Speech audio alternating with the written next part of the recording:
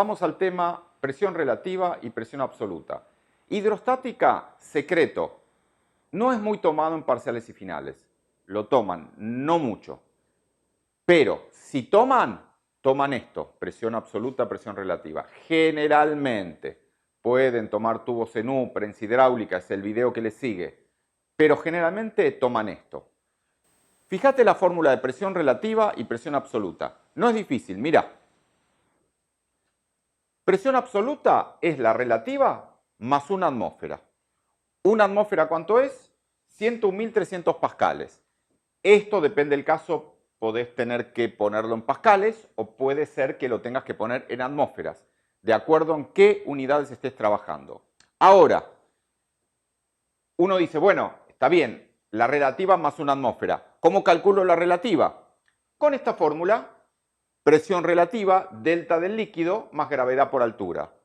Aníbal, vos dijiste que esa fórmula, delta por G por H, era para calcular la presión a una profundidad abajo en una pileta. Claro, exacto. Lo que pasa es que no te dije que lo que me está dando esta fórmula, delta del líquido por G por H, es la presión relativa. ¿De dónde sale la presión atmosférica? Te lo dije rápido, te lo explico de nuevo. Acá lo tenés. Uno, cuando está ahora, como estoy yo o como estás vos en tu casa, está en realidad sumergido en un mar de aire. ¿Cuánto mide ese mar de aire? Por decirlo de alguna manera, 20 kilómetros. No es exactamente así, pero supongamos que son 20 o 30 kilómetros. Entonces, todo ese aire tiene peso. Ya te dije, más o menos, un litro de aire pesa 1 gramo, un poquito más. Entonces, 20 kilómetros de aire, 30 kilómetros de aire, presiona. Entonces, vos estás acá, mirá. Vos estás acá. Todo eso te presiona. ¿A eso cómo se lo llama? Presión atmosférica. ¿A qué equivale esa presión? Bueno, eso es lo que midió Torricelli, 760 milímetros de mercurio. O sea, la atmósfera presiona igual que a vos te presiona una columna con un tubo de mercurio de 76 centímetros de alto. ¿Estamos de acuerdo? A eso se lo llama presión atmosférica. Cuando yo te dije, vamos ahora a este dibujito. Cuando yo te dije, el tipo sumergido a una profundidad H tiene sobre él una presión que vale delta por G por H, delta es la densidad del líquido, generalmente es agua. En realidad, lo que yo te estaba diciendo es la presión relativa que soporta él. ¿Por qué es que hay relativa absoluta? Claro, por lo siguiente. Vos fíjate, este señor, ya tiene una atmósfera que lo está presionando a él. Es la presión de todo el aire que tiene sobre su cabeza. Si él está a 10 metros de profundidad, vos para calcular la relativa haces densidad del líquido, ponele que sea agua, esto es 1000 kilogramos por metro cúbico, por 10 metros por segundo cuadrado, por 10 metros, eso te da 100.000 pascales, que es una atmósfera. O sea que este señor que está acá, mirá, en realidad, ¿a qué presión está sometido? Bueno, hay dos maneras de verlo. Si vos decís que ya está sometido a una presión de una atmósfera, entonces el agua ejerce sobre él una presión de una atmósfera, entonces la presión a la que está sometido él es 2 atmósferas. Y de ahí viene el tema. O sea, es un problema de desde dónde empezás a contar. Si vos a la presión atmosférica la llamás 0, entonces tenés que decir que este señor está sometido a una presión de una atmósfera relativa.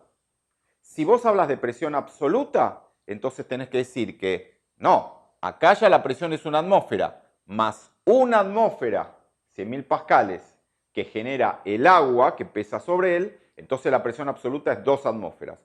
Conclusión, te preguntan la presión relativa que ejerce el líquido sobre el fondo de la superficie, sobre el pez, sobre la persona que está nadando. Delta el líquido por G por H. Te preguntan la absoluta, la relativa, que acabas de calcular, más una atmósfera. Y eso es todo lo que tenés que saber. Dos cosas más sobre el tema presión relativa y presión absoluta. Primera cosa, cuando empieces a resolver problemas de hidrostática, vas a ver que hay muchas unidades de presión. Tenés las atmósferas, tenés los bares, tenés los pascales, tenés los hectopascales, tenés los PSI, que es la unidad inglesa, pi PSI, pound per square inch. Vendrían a ser libras fuerza, pounds, por pulgada cuadrada. Y bueno, los ingleses miden así, ¿qué le vas a hacer?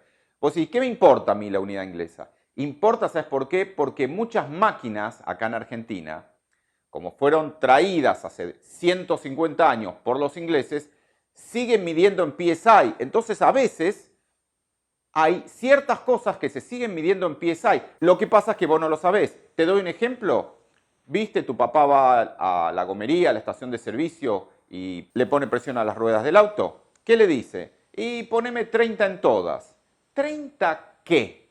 Son 30 PSI, son 30 PSI. ¿Por qué? Antiguamente las máquinas que daban presión a los globos o a las ruedas de auto o lo que sea, y bueno, eran máquinas inglesas, entonces medían en PSI. Y se sigue usando por inercia, por decirlo así. Entonces, lo que te quiero decir es esto.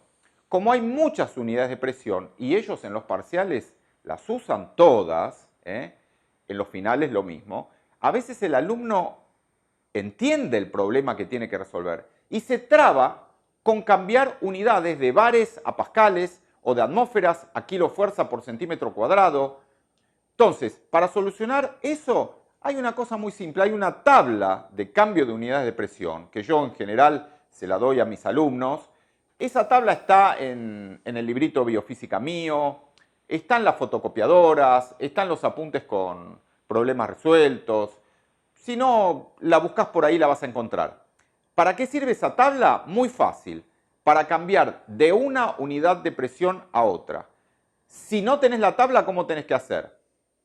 Tenés que hacer una regla de 3 simple. Si una atmósfera, 100.000 pascales, media atmósfera, tantos pascales. ¿Se puede hacer eso? Se puede. Hay chicos que no llevan la tabla al parcial, entonces hacen regla de 3 simple. Pero es el mismo consejo que siempre. Máster, en biofísica cada punto cuenta. Si vos en vez de sacar un 3 podés sacar un 4, mejor. Si en vez de sacar un 4 podés sacar un 5, mejor. Si en vez de sacar un 6 podés sacar un 9, mejor. Cada punto cuenta. Entonces, no pierdas tiempo en los parciales tratando de cambiar una unidad de presión a la otra, que ponele que te tomaron un choice, porque también secreto, cuando toman esto generalmente es choice. Viste que ellos toman 2 problemas a desarrollar y 6 choice. Esto generalmente, como son problemas cortos, suele ser un choice. Entonces, si vos en un choice te estás equivocando al pasar de una unidad de presión a la otra, está todo mal. Marcaste la B y era la F, y bueno, está bien que a veces los chicos vienen y dicen, Aníbal, créeme, te juro que pasé mal la presión, ellos la daban en bares y yo me había olvidado, me olvidé la tabla y no sabía y después había que ponerla en kilos por centímetro cuadrado, lo pasé mal. Y bueno, ¿qué te puedo decir? Marche preso, marcaste la B, era la F, bueno, está mal. Entonces, por eso conseguiste la tabla de cambio de unidad de presión. Los chicos dicen, che, aparte de la hoja de fórmula, ¿se puede llevar la tabla de cambio de unidad de presión? Más o menos, digamos, en realidad la regla en la materia biofísica para el parcial y para el final es, caballero, usted puede llevar una hoja escrita de los 2 lados, nada más. Pero si llevas la tabla de unidades de presión no pasa nada.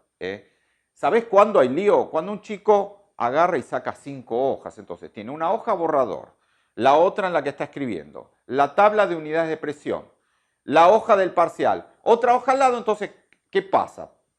Ocurre que el docente pasa por los bancos, ve que el tipo tiene 5 hojas y ahí le llama la atención. Pero si vos, digamos, tenés la hoja de fórmulas y la tabla de unidad de presión, está perfecto eso. Entonces, conseguite esa tablita, tenela por ahí, los chicos me la piden a mí, repito, están las fotocopiadoras, en todos lados está. Una pregunta te quiero hacer finalizando el tema este de presión relativa y presión absoluta. Vos fíjate una cosa, supone, yo te dije que un buzo en la realidad real puede bucear a una profundidad de 20 metros, 30 metros, un buzo profesional. Vos no, vos podés bucear a 5, 6. Si vas más abajo te va a empezar a doler los oídos porque la presión te comprime. Un buzo hiper ultra profesional puede bucear a 50 metros, 60 metros si tiene que arreglar una plataforma de petróleo donde hay un problema en una de las patas que está apoyada en el fondo. Fenómeno. Pero no mucho más de eso. No sé cuál es el récord mundial de profundidad de un ser humano. Creo que está en 70, 80 metros. Unos segundos, tampoco, no vas a decir que el tipo estuvo ahí fumando un cigarrillo a 80 metros de profundidad una hora. Un segundo, porque estás comprimido, ponele 80 metros, son 8 atmósferas de presión, te aplasta como un mosquito. Bueno, te hago esta pregunta entonces. Un ser humano no puede bajar más de esa profundidad porque, literalmente hablando, te aplasta. Decime una cosa, cuando los tipos, viste en la tele que vos mirás, oh, investiguemos el fondo del mar, oh, estamos a 1000 metros de profundidad, oh, miremos la fauna marina que hay aquí a esta profundidad. Y resulta que hay peces y hay animales que viven a 1000 metros de profundidad. Te digo más, mirá las filmaciones del Titanic. El Titanic se hundió en 1912, creo que fue. Está como a 4000 metros de profundidad. Son 4000 metros, son 400 atmósferas de presión. Y hay bichos que viven ahí. Entonces, ¿cómo? Aníbal, ¿vos estás diciendo que un ser humano ya baja más de 40 metros y la presión lo mata? Entonces, ¿cómo puede un bicho marino vivir a una presión de 400 atmósferas a 4000 metros de profundidad y más todavía? Porque ahora los tipos, con el aumento de la tecnología, ya fueron más abajo todavía. Y sigue habiendo bichos. Entonces, te hago esta pregunta. Por este rubicundo chocolate, marca Kit Kat, que me pagan millones de dólares por hacerle propaganda, venía a buscarlo a mi aula si me contestás lo siguiente. ¿Cómo puede haber vida a 6 kilómetros de profundidad, a 8 kilómetros de profundidad? ¿Cómo puede ser que esos bichos no sean aplastados por la presión? Ojo con lo que vas a contestar, que la pregunta no es fácil. Y no se la preguntes a tu docente porque lo vas a confundir. Esta es la clase Aníbal. ¿Querés esto? Vení a buscarlo en mi aula, papá.